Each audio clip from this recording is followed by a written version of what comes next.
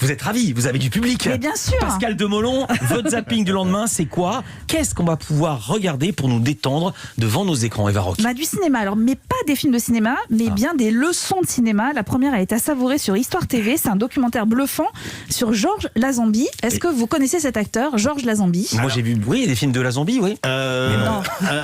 Laissez-moi un petit moment pour réfléchir à tout ça. Ça va va trop vite. avec James Bond. Exactement. Ouais. Mais Wow. oui, c'est le seul à avoir interprété une seule fois le plus célèbre des espions, James Bond. C'était après Sean Connery, 1969, dans Au service secret de Sa Majesté. Et c'est Georges Lazenby lui-même qui raconte cette histoire, son histoire aussi, celle d'un gamin australien dont les médecins avaient prédit la mort avant ses 12 ans pour des raisons de santé. Il a aujourd'hui 81 ans. Et dans sa vie, il a été garagiste, vendeur de voitures, mannequin. Il parvient à s'imposer au casting de James Bond. Et face au producteur, il raconte avoir joué dans un tas de films à l'étranger. Sauf que quand il se retrouve devant le réalisateur, Peter Hunt, il est bien obligé d'avouer son mensonge. Il n'a jamais obtenu le moindre rôle. Réaction de Peter Hunt.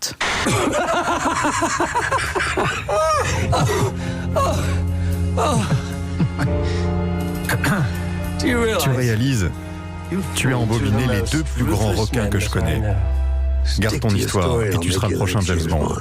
Et il a été le prochain James Bond. Ce documentaire est une suite d'anecdotes incroyables. Alors entrecoupé quand même du récit des frasques sexuelles de Georges Lazenby, qui décida de ne pas jouer dans un autre James Bond, malgré le $1 million promis. Ah bon? Ouais, il faut voir le documentaire pour comprendre pourquoi il a dit non.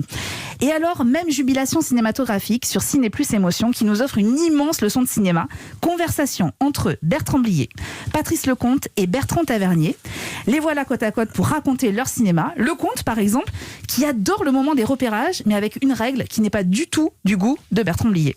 Ça m'énerve de passer 1h30 à table. Ça, je ne supporte pas. Donc, j'ai réussi à imposer.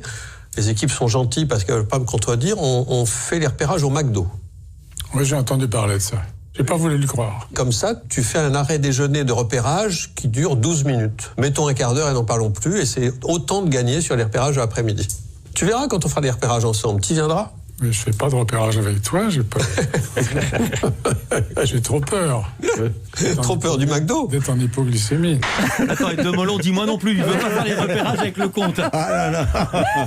Alors Bertrand Tavernier, lui, écoutez bien, revient sur les difficultés à financer ses films, même quand il s'agit de produire L'Horloger de Saint-Paul avec Philippe Noiret.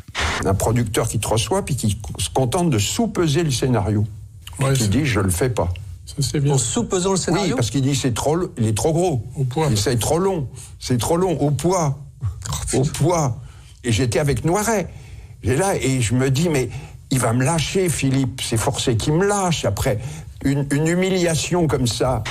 Alors 3 cinéastes, 3 amoureux des acteurs et des actrices, mais parfois ça se passe pas toujours bien, comme entre Jean Rochefort et Patrice Lecomte, qui réalisaient alors son premier film, c'était Les WC s'enfermer de l'intérieur. Je me souviendrai toujours, au 4e ou 5e jour de tournage, j'indique à Jean ce qu'il doit faire, monter un escalier dans une prison, bref, peu importe, le plan qu'on fait. Et il me coupe la parole en me disant « Patrice, ne me parle pas, ne me parle plus jamais, je suis anéanti d'avoir signé ce film. » Alors les deux hommes ont fait la paix, ils ont tourné ensemble plusieurs autres films, dont Le magnifique mari de la coiffeuse. Magnifique. Mais voilà, ce soir, diffusion de la première partie de cette conversation délicieuse entre réalisateurs, rythmée par des extraits de films évidemment. C'est du bonheur. Je récapitule, Être ou ne pas être James Bond, c'est sur Histoire TV à 20h50 et Blier, Lecomte, Tavernier, 3 vies de cinéma, c'est sur Ciné Plus Émotion à 19h30. Merci beaucoup Eva Rock, merci Bertrand Chameroy, à demain. À demain.